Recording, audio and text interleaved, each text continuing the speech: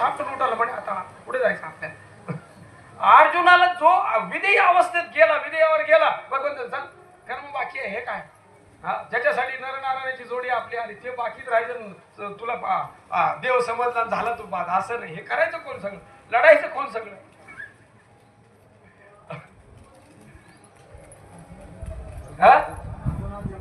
हा अर्जुना देऊनी समज माय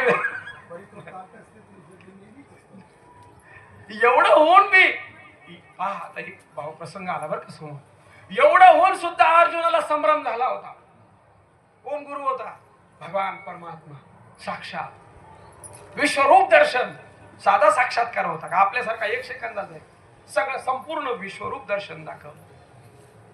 माझा मोह गेला म्हणून सांगितलं, नष्टो मोह गेला, सगळं कुटुंबासहित मोह गेला. मुक्त झाल्याची कबुली दिली. गुंतलो होतो अर्जुन गुणी, मुक्त झालो तुझेपणे, आता पुसणे सांगणे दोन्ही, कबुली दिली सगळी. युद्ध जिंकलं.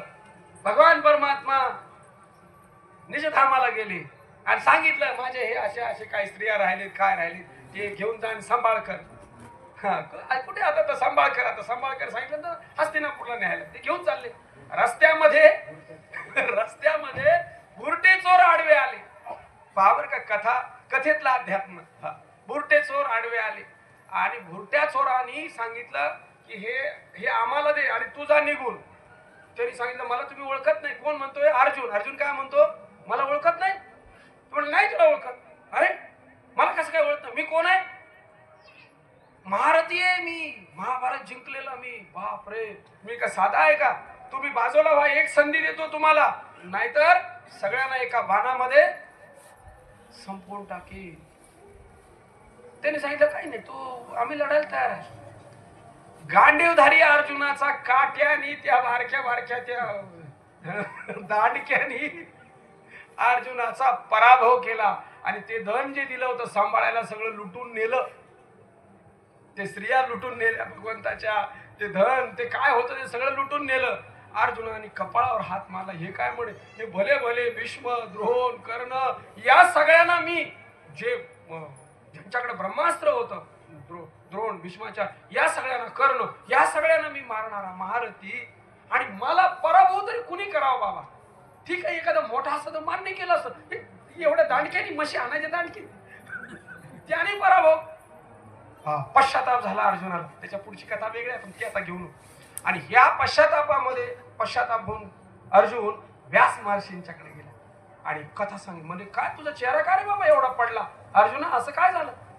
आणि मग ते सांगितलं, अरे असं झालं का? आणि मग व्यास महर्षीने तो पडदा दूर केला, संभ्रम दूर केला. शेवटचा ते होतं. कुणी जिंकलं युद्ध? युद्ध कुणी जिंकलं? आणि भ्रम कोणाला झाला होता? युद्ध कुणाचं होतं आणि कुणी जिंकलं? त्याच होतं आणि त्याने जिंकलं. आणि हा काय होता? निमित्त होता. आणि याला भ्रम काय झाला? मी जिंकलंय. त्याला झालाय का आपल्याला बी भ्रम असाच झालाय?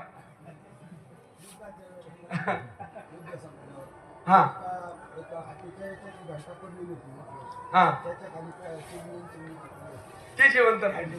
अर्जुनाला दाखवलं हे. आणि मग सांगितलं, अरे ते जे सगळं पराक्रम होता तो तू फक्त निमित्ताचा धनी केलाशे प्राणी करता करविता जो आहे तो होता. आणि तो गेला आणि त्याच्या बरोबर त्याचं ते सामर्थ्य सुद्धा गेलं. तू आता आहे हे तू. आणि ते कळाल्याबरोबर अर्जुन परत हस्तिनापूरलाही गेला नाही, परत गृहस्थाश्रमात सुद्धा गेला नाही. वानप्रस्थ स्वीकारला 5ही जणांनी आणि सरळ त्यांच्या पुढच्या स्वर्गारोहण वगैरे पुढचा विषय आहे, भागवत कथेमध्ये आलेला आहे. मला काय सांगायचं होतं, हे मध्येच विषय आला की संभ्रम कसा तयार होतो. मुद्दा आपला कुठून आला? बाजूला कुठून आलो आपण? कुठून तरी बाजूला आलो आपण. भावस्फूर आठवण हा विधेयी भूमिका. हा म्हणजे अवस्था जो आहे भगवंताची अवस्था, श्री गुरूंची अवस्था, या भूमिकेवरून आपण थोडस इकडे कृष्णा बरोबर अष्टसात्विक भावाची अवस्था स्नानावरून आपला मुद्दा पुढे चाललेला आहे. बरोबर. मग आता आपल्याला हे स्नान तर आपलंच आता हे दररोज स्नान करायचं आहे का कधीतरी करायचं आषाढी कार्तिकीला?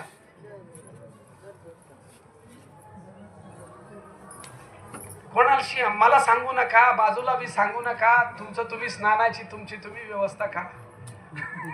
काय सांगून उपयोग आहे कानात एकमेकांच्या? हे रोज करायचं आहे का कधी मध्ये करायचं आहे?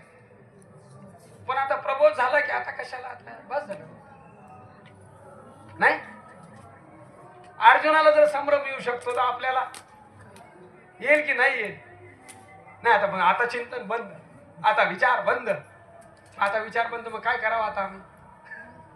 परत मी जीव आहे म्हणून मरावं? भ्रमिष्ठ परत भ्रम तयारच आहे आतमध्ये. जरा जरी संधी दिली ना पटकन आवरण आणतात. ते वेळ लागत नाही आवरण यायला, का तिथेच आहे ते गेलेलं नाही कुठे.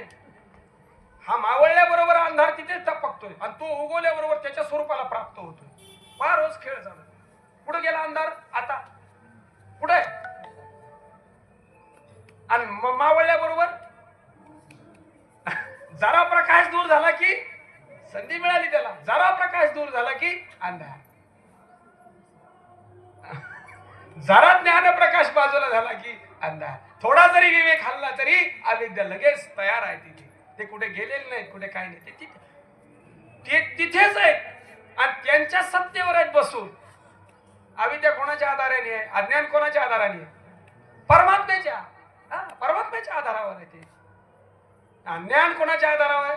परमात्म्याच्या. दोन्ही ते तिथे त्याचेच आहेत दोन्ही. एक कल्पित आहे, एक विशेष आहे आणि स्वतः परमात्मा सामान्य आहे. सामान्य, विशेष आणि कल्पित. मग आता आपल्याला पुढच्या ज्या दोन ओव्या येत आहेत, आपला काल जो विषय चालला होता 5 प्रकारच्या भेदाचं निरसन, इथे आलो होतं आपण. आणि त्यातल्या कोणत्या भेदाचं चिंतन चाललं होतं आपलं? जीव आणि शिव. हा, जीव आणि शिव. जीवाची अविद्या आणि शिवाची, का असं म्हटलं तर चालेल, मायेचा शिव आणि अविद्येचा जीव असं म्हटलं तर योग्य होईल. मायेचा शिव. हा, मायेमध्ये आला तो शिव आणि अविद्येमध्ये अविद्या प्रसवली जीव आणि माया प्रसवली म्हणावी लागते. आता प्रसवली काय म्हणायचं, हे सगळं गबाळ वाढवलं ना. वास्तवात तिचं प्रसवणं कसं आहे बाबा? काय तो तियेशी शिवला नाही, वांज गर्भीन झाली पाही, व्याली 5-25 पोरे तीही, ऐसे नवल पाहती. तिचे नवल कसं आहे? वांज गर्भीन झाली, 5-25 पोरं झाली. 5-25 पोरं जास्त निघतील आता. मुख्य 5 सांगितले. हे पंचमहाभूत 5 आहेत. त्याच्यानंतर तत्व वेगवेगळे आपण पंचज्ञानेंद्रिय, पंचकर्मेंद्रिय, पंचप्राण. त्याच्यानंतर अंतकरण पंचक आहे, विषय पंचक आहे. झाली इथेच 25 झाली. अंतकरण पंचक, प्राण पंचक, ज्ञानेंद्रिय पंचक, कर्मेंद्रिय पंचक आणि विषय पंचक. झाली 25 मिळेल. बाकी आता भरपूर आहेत. काम, क्रोध, लोभ, हे षडवैरी, षडविकार हे अजून वेगवेगळेच आहेत. हे उपाय. पण मुख्य 25 तर समोरच आहे. त्यांचा सगळा कारभार. ही तिची मुलं आहेत. कोणाची? वांजेची. घर भरी ते असं भरलंय सगळं. आणि हे आपल्याला प्राप्त झाले ते कोणाचं आहे? ते बी मायेचंच आहे. आणि आपण कोणाचं म्हणतोय? माझं म्हणतोय. आपण याला बी माझं म्हणतोय आणि दुसऱ्याला बी माझं म्हणतोय. कुत्र्याला, मांजराला बी आपण म्हणतो. ते कुत्र कोणाचं आहे? आमचंच आहे. कुत्रीच आहे का तुझा? येड्या.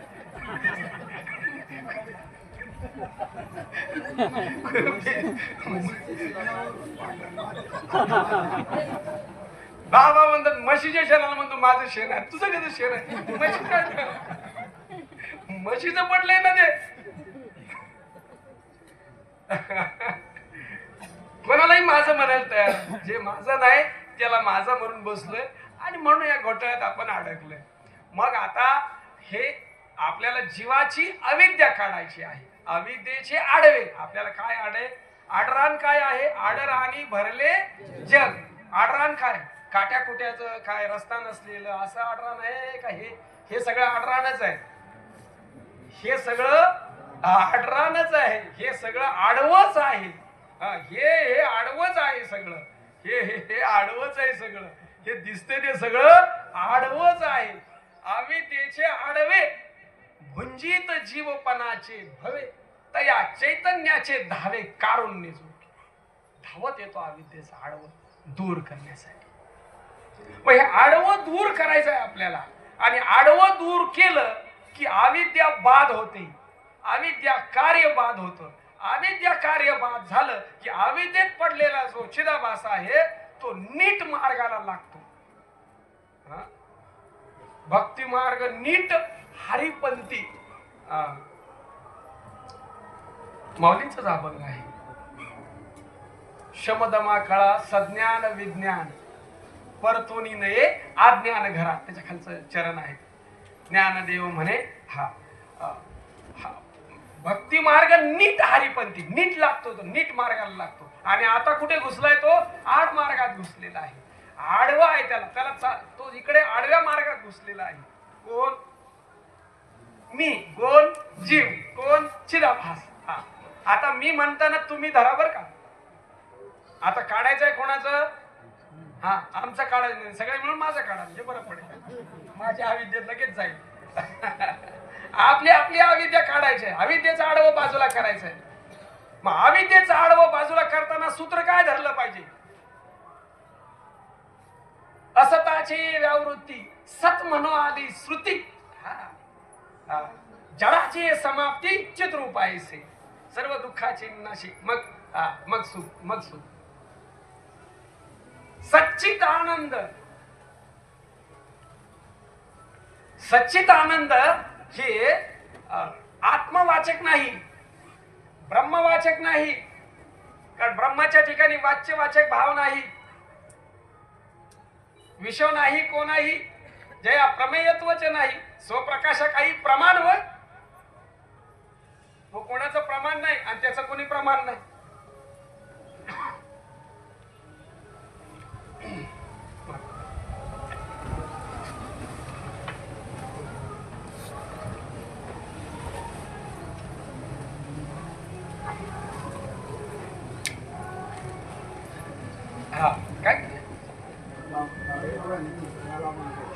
ते अविद्या जाण भुली अनुभवनी किल्ली छेदी. आता हा तो गावडे बाबांचा अभंग. मृतिकेची खंती काय करत कोण मी नेनशी काय आहे. नातीला हा संसार, नातीला हा संसार. ती खालचं चरण. कासयाशी भार वाहतोशी, काज काय झाले तुझं नातीला हा संसार. कासयाशी भार वाहतोशी, शुद्ध बुद्ध तूची परिपूर्ण, जन्म आणि मरण तुझं नाही. 7 दिवस बोलत होते बाबा या फार गोड चिंतन मांडलं. मला त्यातले 5 दिवस मिळाले, पण 5 दिवसात दृष्टी बदलून देते. पण आता तेवढी आपली पात्रता नव्हती. आपला सगळं मलिन आणि विक्षेप दोष, पुन्हा हे काय अजून मी मागे. चला ठीक आहे, हरकत नाही. पण लक्षात आलं की तो काहीतरी प्रकाश दाखवला होता, तो काहीतरी उजेड दिला होता, ते काहीतरी होतं, ते कुठेतरी श्रवणात बसलं होतं. तर ते पुढे येतं ते बरोबर. दुसरा अभंग होता देवे देऊळ शेविले उदक कोरडीची राही. थोड चिंतन होतं ते. असो, हा आपला जो विषय चाललेला आहे, असज्जड दुःखाची व्यावृत्ती करायची आहे.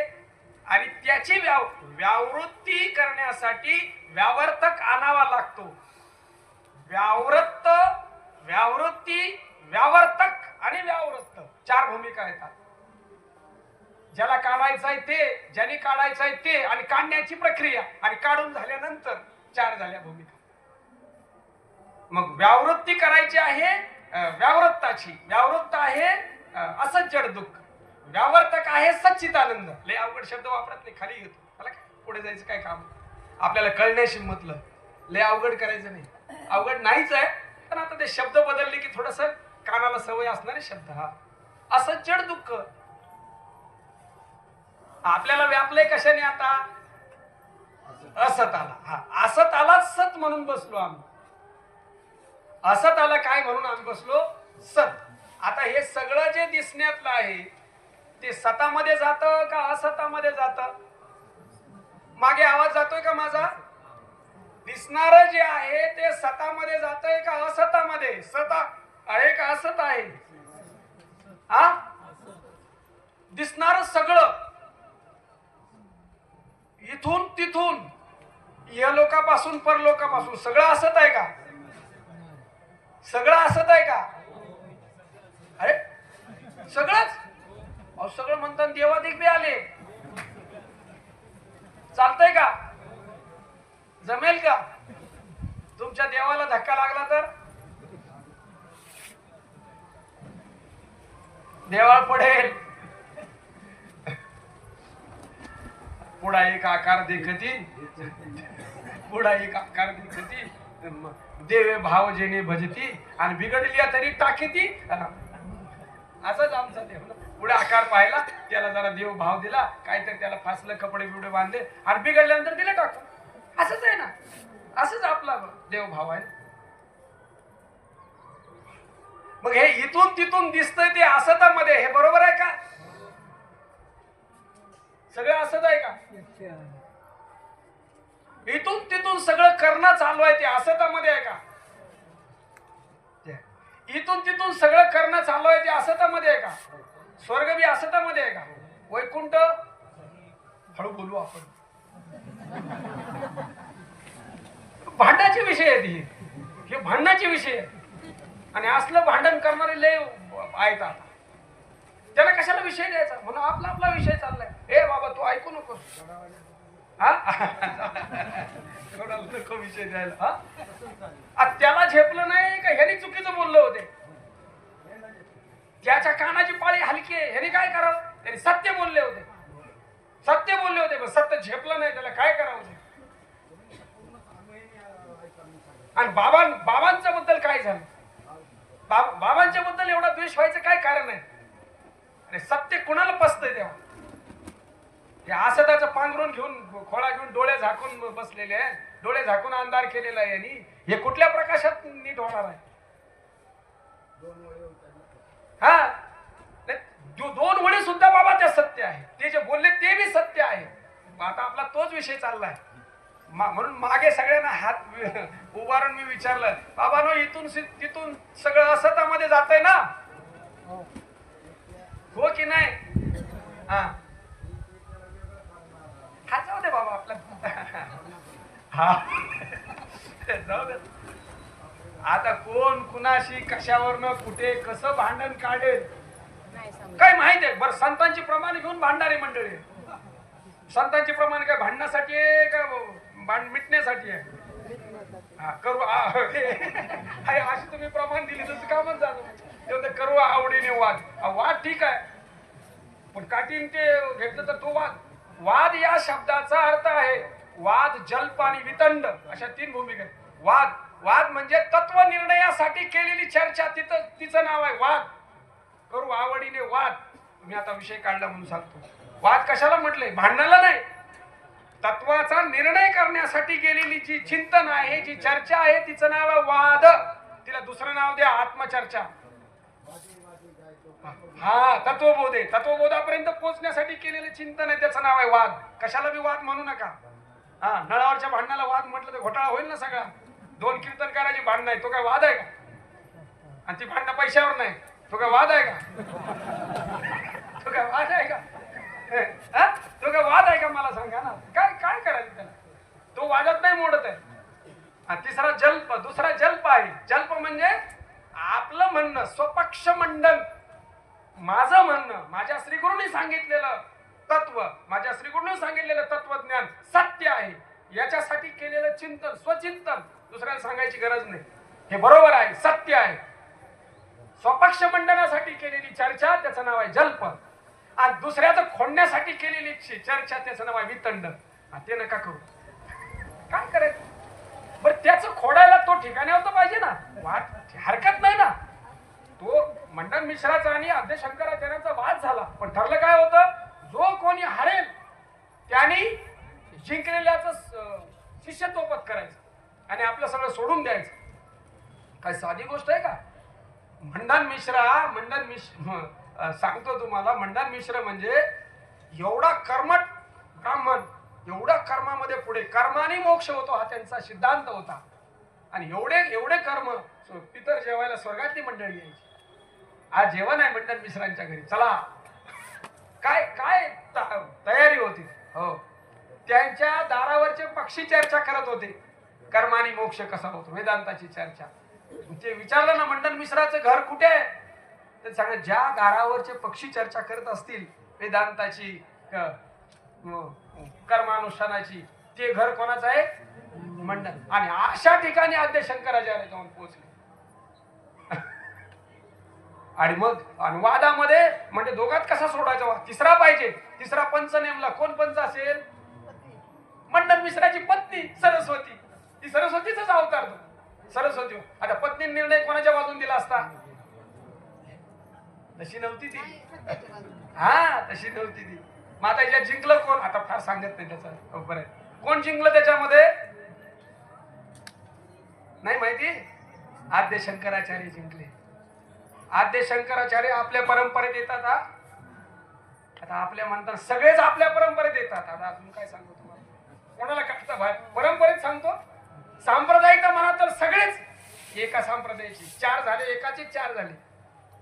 काजून कुठून आले 4, कुठून आले 4, एकाचे 4 झाले. ते एकाच ठिकाणी आले, एकच ईश्वर आहे. तिथूनच पुढे आलं सगळं.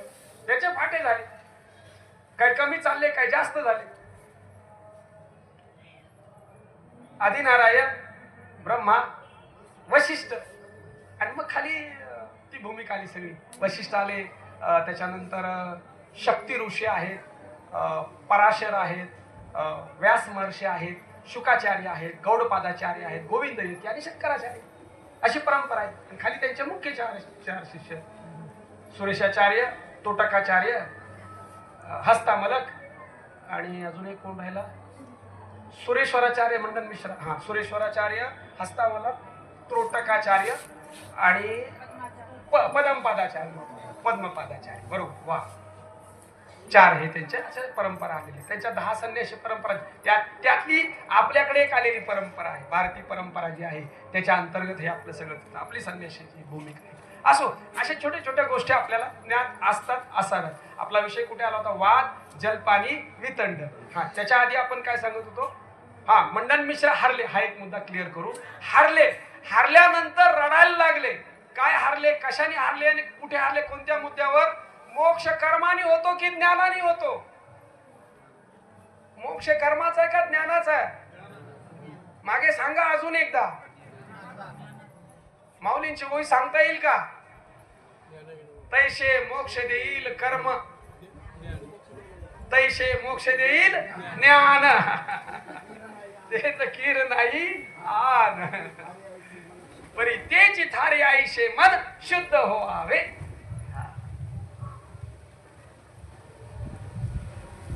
मग आम्हाला श्रीपाद बाबांनी ज्ञान दिलंय का कर्म दिलंय. बाबा मला आळंदीतच एकाने अडवलं आपल्यातल्या. ज्ञानाची काय गरज आहे, बाबांनी काय ज्ञान सांगितलं का. 2 प्रश्न खटकन विचारले. मला काय बोलावं काय सुचेना. म्हटलं मला नाही कळत, नाही नेमकं सांगता येणार. मोठा माणूस होता तो. मोठा माणूस म्हणजे न समजून घेणारा, अशा अर्थाने मोठे होते ते. आपलं म्हणणं न समजून घेणारा भेटला की त्यांना सांगायचं तुम्ही फार श्रेष्ठ आहात, आम्हाला आमचा रस्ता द्या, तुम्ही तुमच्या रस्त्याने जा. त्यालाही बरं वाटतं, वा वा वा, मला तुम्हाला काही येत नाही असं कोण म्हणतो, ज्याला काही येत नाही तो. सावध व्हायचं असतं अशा ठिकाणी. काय क्रोधी अविश्वासी, कशाला काय काय तिथं काय उपयोगच होणार. तो आपला ऐकणारच नाही तर त्याला कशासाठी सांगायचं. हा, मोक्ष ज्ञानाने होईल. आणि मंडन मिश्र म्हणत होते की मोक्ष कर्माने होईल. मग हार कुठे झाली, मोक्ष ज्ञानाने होईल या महावाक्याचा, या सिद्धांताचा विजय झाला. आणि मोक्ष कर्माने होईल याचा पराजय झाला. आणि पराजय म्हणण्यापेक्षा महात्मेच होते, ते मान्य केलं त्यांनी. म्हणे बरोबर आहे, मान्य. आद्य शंकराचार्यांनी त्याची बरीचशी मध्ये मध्ये परत दुसरा देह धारण केला, परकाया धारण केली, असे विषय भरपूर मध्ये आहेत. आणि मग मंडन मिश्र बाबा रडायला लागले. डोळ्यात अश्रुधारा व्हायला, अवस्था म्हणा त्याला, अष्टसात्विक पश्चाताप झाला, रडायला लागले. आद्य शंकराचार्यांनी विचारलं काय हरलात म्हणून रडायला लागले का. नाही हो म्हणे, आजपर्यंत जे सांगितलं ते चुकीचं सांगितलं म्हणून रडतोय म्हणे. आता काय करावं मला सांगा. असा पश्चाताप भावा, चुकलं माझं, चूक स्वीकारायला. आजपर्यंत चुकीचं सांगितलं, मी चुकीचं वागलो, मी चुकीचं सगळं स्वीकारलं आणि लोक अनुयायी काय कमी होते का? बापरे, भरपूर अनुयायी त्यांचे. आणि मग त्याला आद्यशंकराचार्य शृंगेरी मठाचे अधिपती केले. सुरेशाचार्य नाव बदलून त्याचं शृंगेरी मठ त्याचं.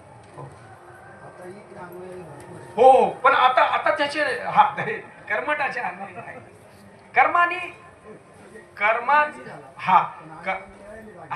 ते आहेत ना, ते राहतच, ते चालतच राहत. त्याला ते सापेक्ष भावाचे असावं लागतं. कारण कर्मानी विचाराचा, ज्ञानाचा मोक्ष आहे. कर्मानी कर्माचा एवढाच विनियोग आहे. निष्काम कर्माचा एवढाच विनियोग आहे. मलदोषाची निवृत्ती, अंतःकरणाची शुद्धी. निष्काम कर्म जर केलं, समर्पित भावाने जर कर्म केलं तर अंतःकरण शुद्ध होतं. कारण हे ज्ञानाला पूरक असणाऱ्या गोष्टी आहेत. कर्माचा कुठे निषेध नाही, कर्माचा पुरस्कार केलेला आहे भगवंतानी. डायरेक्ट मोक्ष नाही तो, असा पर्यायाने त्याला सपोर्टेड आहे. निष्काम कर्म कर, अंतःकरण क्रममुक्ती. क्रममुक्तीमध्ये येतात ते. बरोबर. कारण हे झाल्याशिवाय ते होणारच नाही ना. नुसतं ज्ञान कसं येईल? त्याला निष्काम कर्म, निष्काम उपासना लागेलच ना. पुन्हा ज्ञानोत्तर बी निष्काम आहे, पुन्हा ज्ञानोत्तर बी क्रिया आहेतच ना. भक्ती आहेच ना, ज्ञानोत्तर भक्ती नाही कसं काय? आणि भक्तीच्या क्रिया आहेत. तुकोपर्यंत मागून घेतल्या, ते असू दे म्हणे. आणि त्यावेळेस नको ब्रह्मज्ञान म्हटले. आता ब्रह्मज्ञान नको म्हटले का? हे आपला लीला करायच्या होत्या म्हणून त्याला घेऊन ठरवलं. आधी प्राप्त केलं, आधी समजून घेतलं. म्हणे आता देह आहे तोपर्यंत ते जरा राहू देते, तसंच आहे, ओळखलेलं आहे. पण आता तुम्ही देव व्हा आणि मी भक्त होतो, आणि दोघे जरा खेळ खेळू बऱ्यापैकी. आपल्या खेळातनं मागच्या नीट चालत येते. लीला करून दाखवण्यासाठी, मार्ग सोपा करण्यासाठी लीला केल्या तरी. भक्ती कशी करावी? ज्ञानोत्तर भक्ती. आपण दोन्ही ठिकाणी आपण झाले, देव बी तेच झाले. त्याच्या आधी वाद बी घातला त्याने, अमर तू खरा आणि मी काय दाताना, मी नव्हे का खरा? चल सोम नाही म्हटले, चल तिकडे. म्हणजे असं दमात घेतलं त्यांनी. चल तिकडे जा, वाद सांगेन निवाडे, तिकडे काय ते विचारू. तुला नाव नाही, मला का नाव आहे? तुझ्या लिळ्यात मी काय निराळाय का त्याच्यापासून? बसत आपण काय तू तसा, मी तुझं जे स्वरूप आहे तेच माझं स्वरूप आहे. वाद, याला वाद म्हणतात. खरं हे चिंतन आहे. अशा पद्धतीनं तिथे ज्ञानाने मोक्ष होतो. आपला मुद्दा कुठे चालला होता? असत इथून तिथून असत आहे का? मला तुम्ही अनुमोदन द्या. काही कमी जास्त असेल तर आपण चर्चा करू. आपला आता वाद चाललाय असं समजा. वाद म्हणजे आता कळाल तुम्हाला. तो भाग ती आता पुढच्या अधिष्ठान. आता कार्यक्रम भावात आहे, नाही चर्चा पुंडलिक वर्धा होईल. पुंडलिक वर्धा होईल, बरोबर की नाही?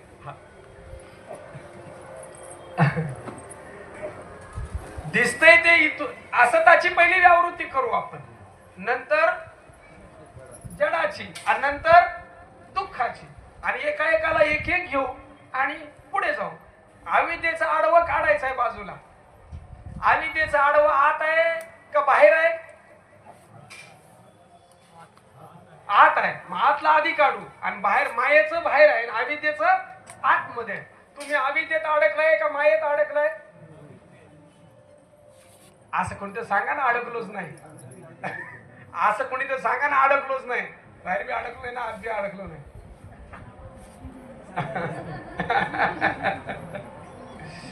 चर्चा कुठेतरी फाटा फुटला पाहिजे ना त्याला. ठीक आहे, हरकत नाही. अविद्येमध्ये, कारण तो अविद्येत पडलाय ना. अविद्या केवढी आहे? बरोबर आहे, हे बी बरोबर आहे. आणि नुसतंच म्हटलं तर डबल शिक्षा आहे. मग डबल शिक्षा आहे. पोलीस नसताना मी पोलीस आहे म्हटलं तर गेला ना कामात ना. त्याचं काही खरं नाही ना मग.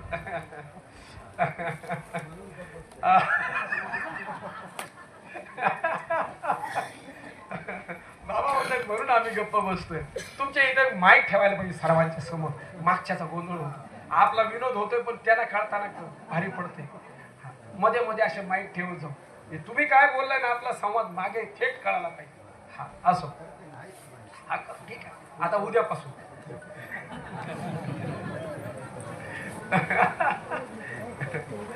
थांबा ना थोडं, पाणी पाहिजे का? नका ना विक्षेप करू दादा. ताण लागले का कोणाला? मी पण थांबतो थोडा वेळ. थांबू का 5 मिनिटं? तुमचं चित्त इकडं आहे. 100% जरा जरा जरा विनंती आहे. तुम्ही खूप चांगली सेवा करताय. मलाही वाईट वाटते तुम्हाला नको सांगायला.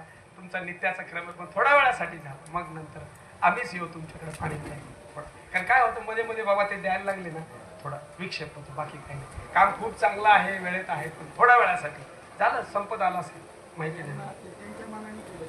नाही ठीक आहे ठीक आहे